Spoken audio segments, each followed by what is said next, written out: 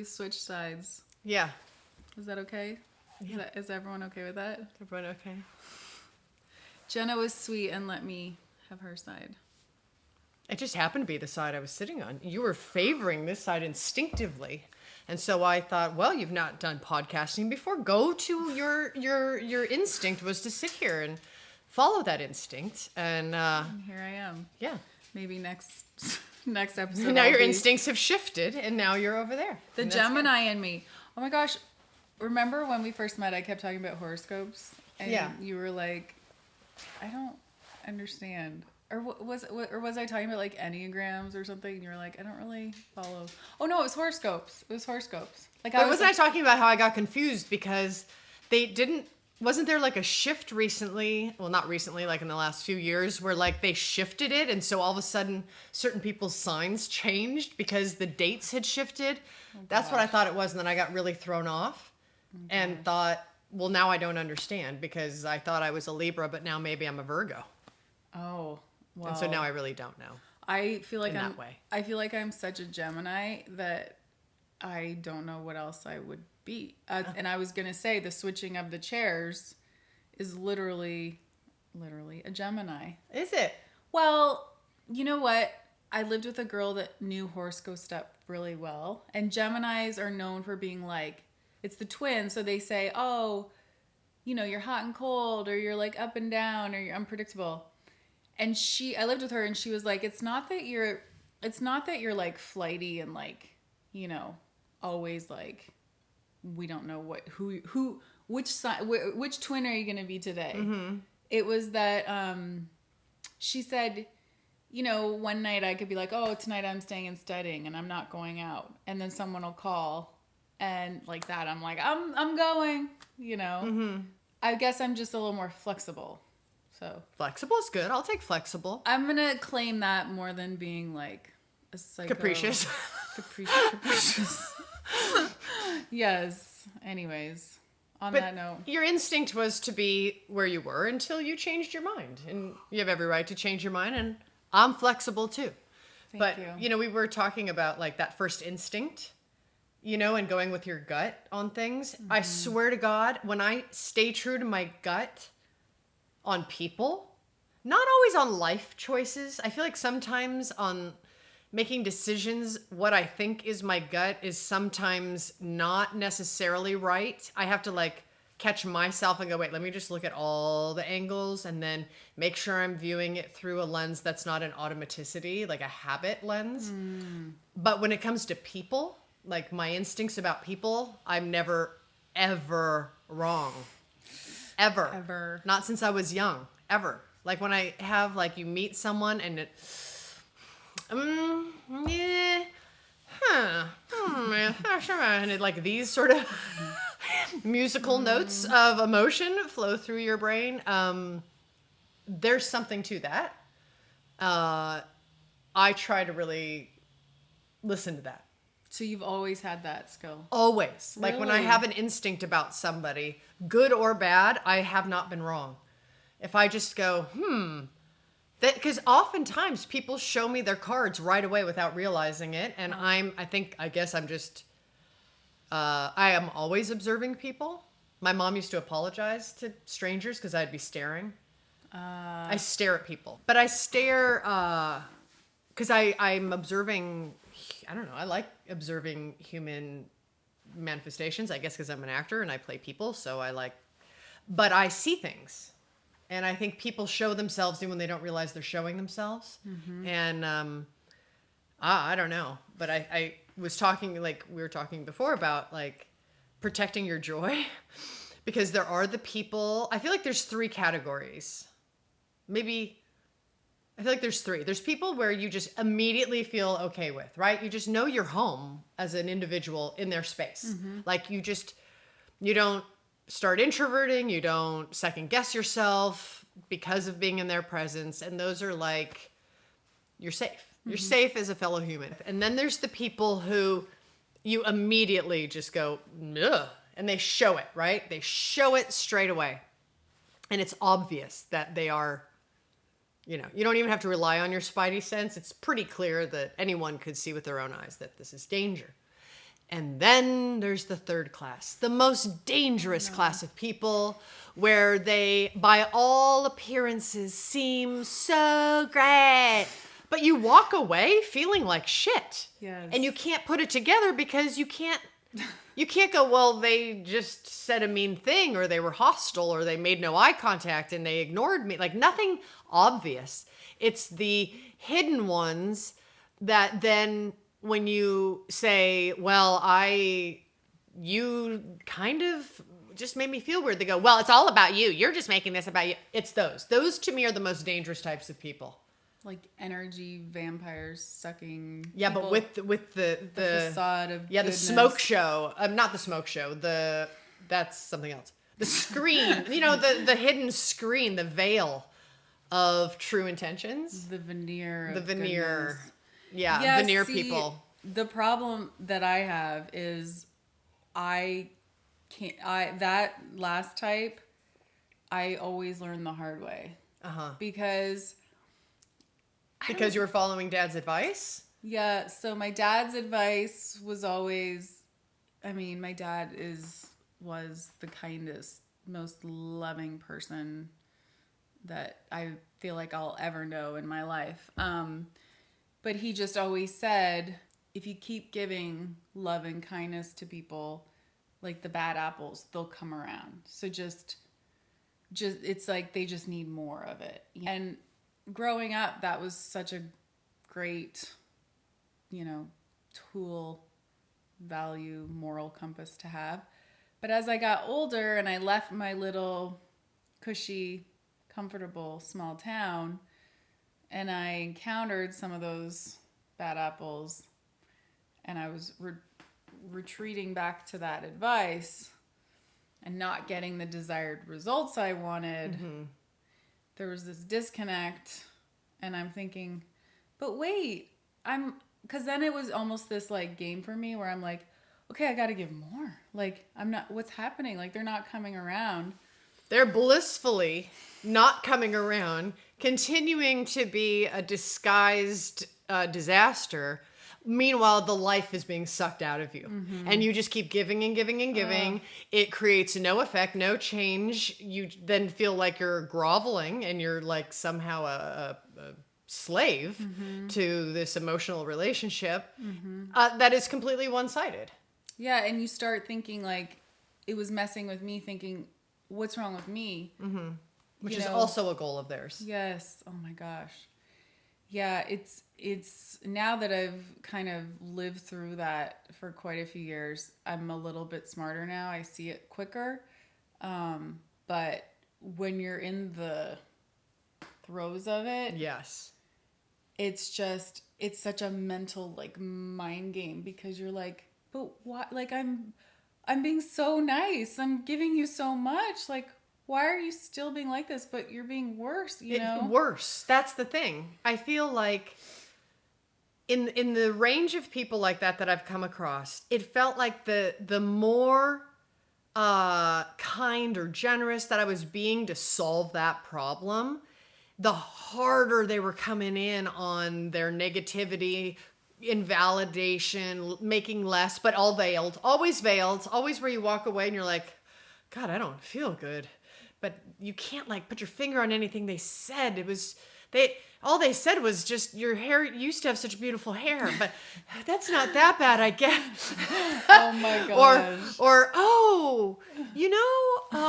is it that? Oh, is that how you feel? That I guess people like, you're just like, yeah, I think that's how I feel. Is that not right? How I feel? Like, you're second guessing yourself. Like, that's their gift. Yes, is for you to walk away introverted and self-doubting. Yeah. Second guessing. But that's how you know the difference. So I try and teach my kids all the time is they're like, oh, they seem really nice. I'm like, because they were smiling? Because that's a huge veil. Yes. I said their result, like the measurement is not that it's how do you feel when you leave? Like, your mental state or well-being is completely determined by other people. Not in that way. It's just the effect created. Do you walk away from your discourse with someone feeling the same as you were before or better? Or do you, for some reason, mysteriously feel like shit or kind of introverted or worried or having some angst that you didn't have before you had this dealing with them over and over and over again. Yeah. Because their goal is to make you less. I know. And so to keep being nice, like I was raised, you know, with this like kill them with kindness, and I was like, I don't know why like murder and kindness, they don't go in the same sentence, like, you know, but I think it's to keep your chin up and yourself afloat, because you can never lose by loving. But I think if you're like trying to be nice, like you're literally depleting yourself to someone whose goal is for you to be depleted. So you're literally giving them what they're asking for. And it's a funny thing, but it takes a long time to learn that lesson, because you have to go through a myriad of experiences to put it all together, to do the math of what's what, and that there is a common denominator amongst all of these toxic types of people, which is the takeaway is you feeling less. Not that you, I mean, unless you feel less because you did something to violate your integrity, you know, but like if you walk away kind of worse off. And anyway, I don't know, but they exist. Like I used to think I could solve it or change them by continuing to give till I'm deficit.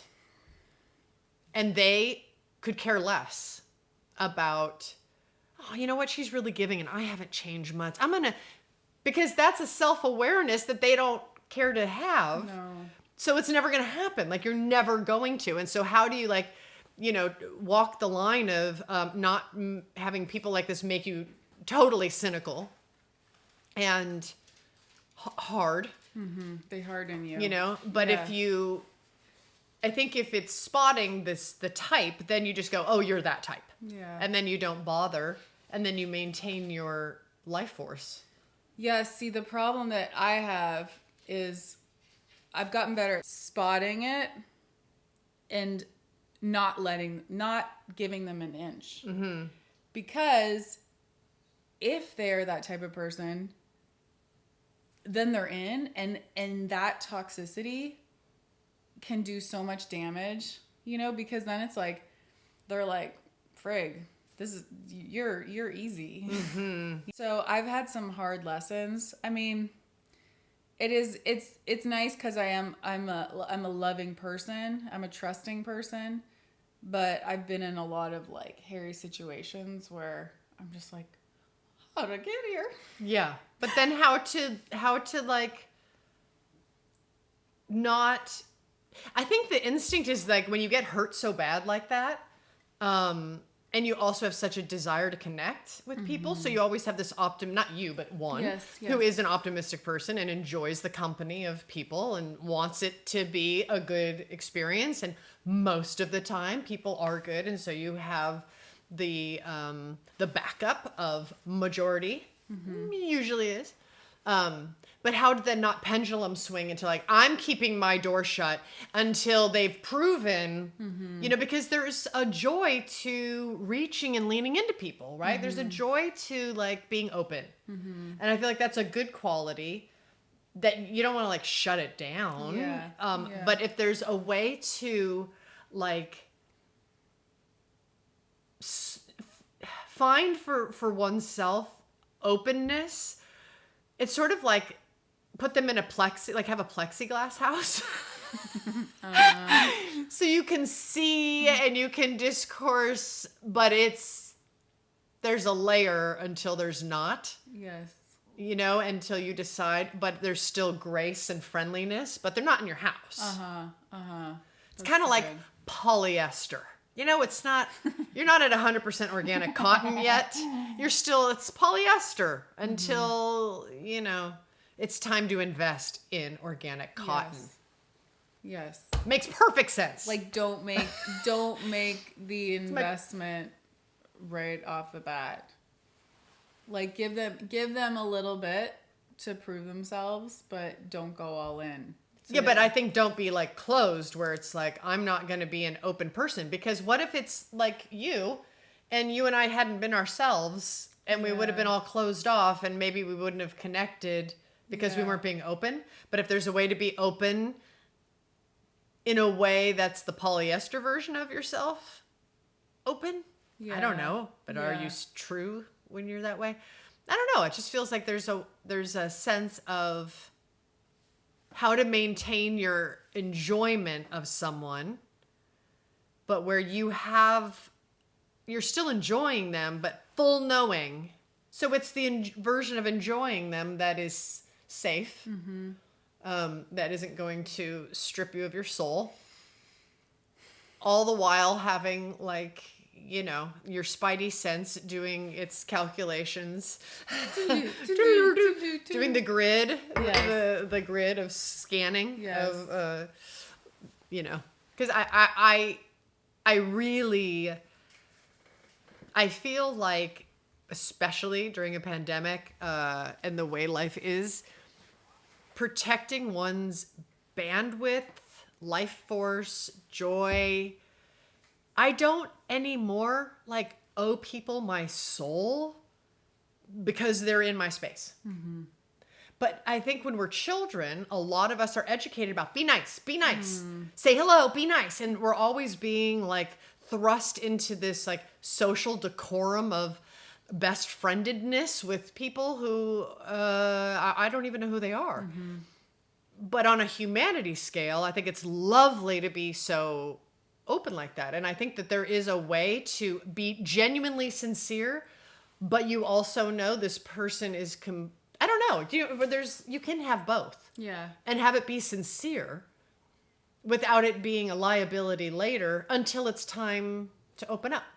So would you say the number 3 is, do we say this is like high math? I feel like I'm speaking in like what's past trigonometry, like some other thing, but that might be a little too complex. Did we say the 1s were the super crazy ones or the 2s? The 1s are the good ones and the 2s are you just know they're crazies, and then 3s are like the 3s are the veneer of, 3s are requiring advanced trigonometry. So the 2s are the crazies. You just know right away. Yeah, you just go, well, you're nuts and you're destructive, or you're not going to be healthy in my world. So the 3s you keep in your life. The 2s you just are like, you're just not. Well, the 2s is, I mean, look, there's different circumstances, right? There's some everybody in the workplace has people, or in your family, that you just have to decide for yourself how you're going to manage it, you know? I mean, certainly we can't all pick who we're going to be spending time with, in any format, from any sense of community that we're involved in, from family to work, to community service to whatever. So I think it's having the integrity to find out for yourself, like, what is my place of grace where I like myself? And then how do I construct for myself an operating basis of grace and love while maintaining my, like, them going through the interview process of my soul. They have to go through the boxes and check the boxes of you know, like. I'm like, but can you do this? But you do have the right to decide. Yes. But I think we're taught as kids that you have to, and it just, because the parents are embarrassed by having like kids that don't have good manners, or, you know, and that's all legitimate. But as kids, we take it in as you have to always be. Yeah. And being nice is great. It's just be nice, but you have to do your inventory. Yeah. Right? And it's fun when you see it click in kids, though. Oh my God, kids will have none of it. I know. Totally have amazing radar for. Oh my gosh. And how messed up is it that people are like, you go give him a hug. You go, come on, hug. And it's like, what? Yeah. Like, no, I'm good, thank you. Yeah, like making kids hug people. What the heck is that about? Yeah. So you would say in your life, it's a skill you've always had?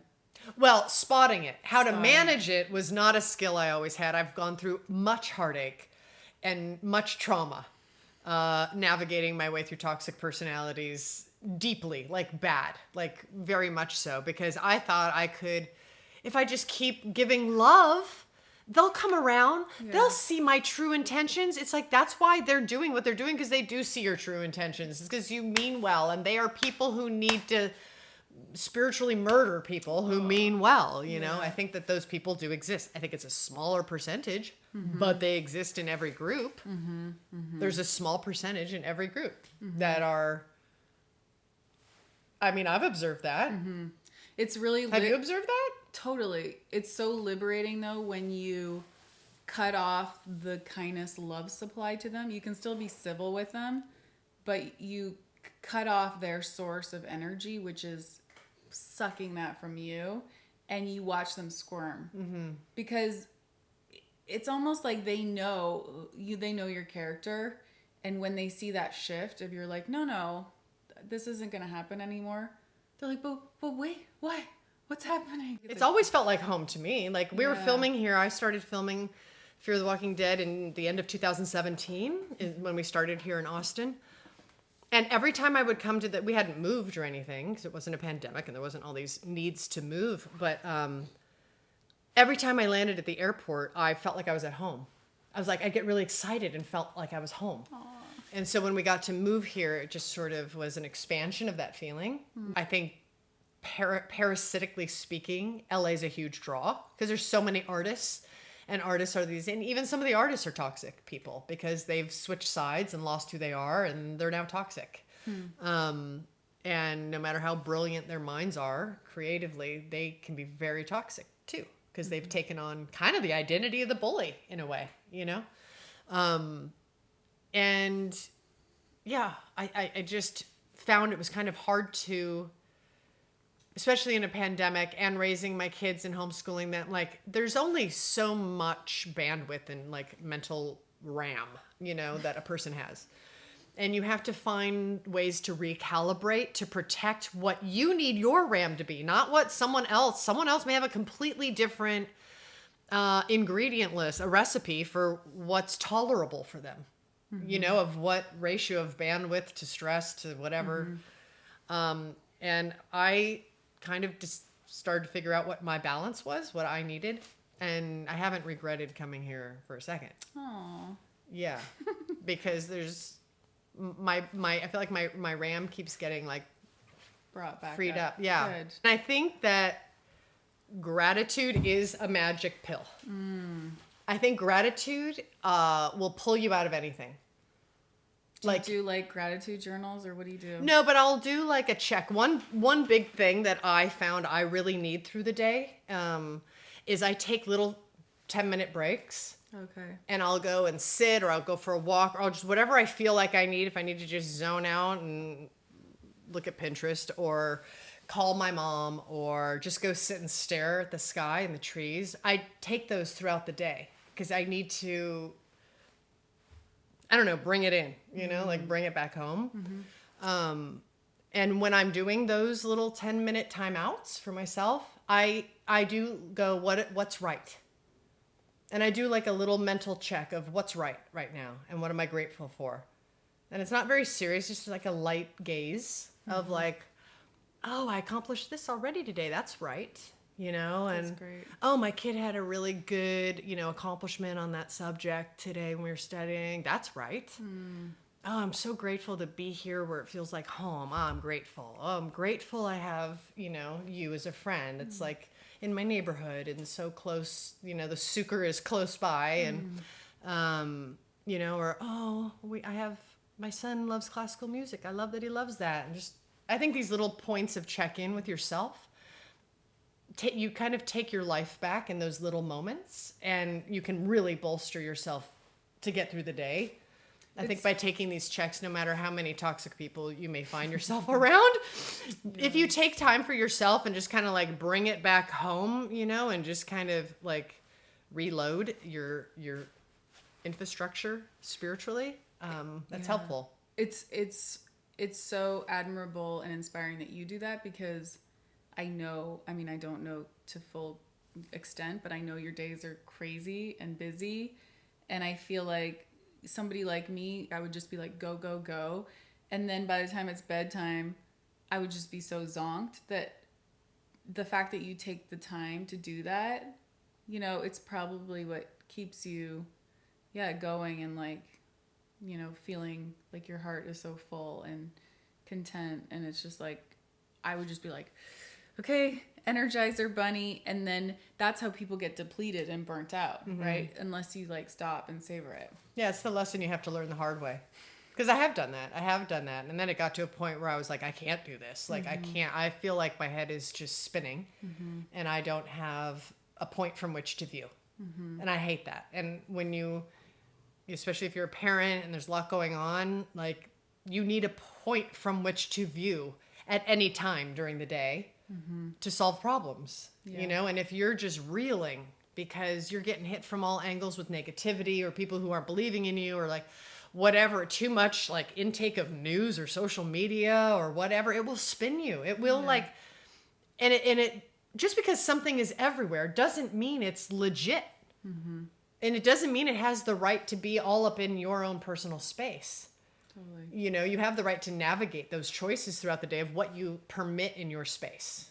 It's funny you say that because you can go about your day just taking all that in and feel completely overwhelmed, and it has nothing to do with what has actually happened to you, what you're doing. It's just that intake of crap that you've had to filter, right? Yeah. And you're like, why do I feel like depleted and awful and really nothing bad has happened to me today? Yeah. I think a lot of people deal with that. Yeah, you don't even realize what it is. Yeah. And it's the intake of it. I mean, it's the fact that it's been in your space and then the energy you need to use to like correct it and sort it out for yourself. And all of that, like, I remember having a huge epiphany when I went, these people, whether it's toxic news cycle or individuals in my whatever environment, they feel fine about having, just because they have the right to spew it or to be nasty or whatever it is they're being, doesn't mean, just because someone talks doesn't mean you have to receive it or ingest it at all. Yeah. It just because someone said something doesn't mean you have to take it, like you're obliged to put it into your cellular infrastructure of your body and your mind and your soul. You don't have to, it doesn't even have to. And, it's a funny thing if you kind of like, when you have spotted that someone's toxic, if it's something that won't resolve and they just are who they are and it's not like you're doing anything, you can just kind of put up the plexiglass. Or I call it the polyester relationship. It's just the polyester version, man. It's not porous and organic cotton. Sorry, you're getting polyester, Jenna. They don't have to know it's polyester, but you have rejiggered the situation. Yes. And also, like, it's okay to not like read the news every single day. Remember that one day I was at your house and it was like, your screen time, you've been on your phone 23 hours a day. Yeah, it was like almost more hours than you're awake. It was a little bit odd. It was a glitch. Yeah. I still don't understand it. But when I got it, I couldn't help but think, it was off, totally off, because I was like, I do sleep at night and I'm not on my phone for 15 hours a day. But it did make me think about how much I was on my phone, and I felt like there was a correlation between how I was feeling. Because I felt like a lot of those early pandemic days when, we were just like all in our houses, like just trying to like grin and bear it and get through, my phone was like my escape and my distraction. And it was good because it like, I kept in touch with people through it and stuff. But I was also being bombarded with the crazy news and like,